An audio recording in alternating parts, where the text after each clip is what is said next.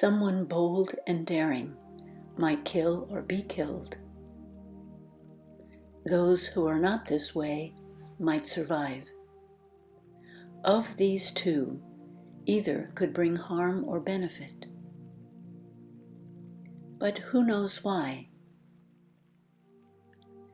Even evolved ones are unsure about these things. The way of nature overcomes without striving, responds without speaking, appears without being summoned, designs without using a plan. The net of the heavens is wide meshed and covers the whole universe. And yet nothing slips through it.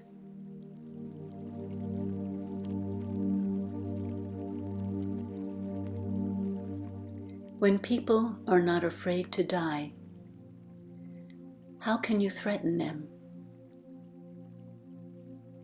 Yet when people live in the constant fear of dying, they can be controlled or limited. But who would volunteer to be the executioner? To decide who lives and who dies is like becoming the master carpenter of life. Those who take on the master carpenter's job seldom do so without a major reaction.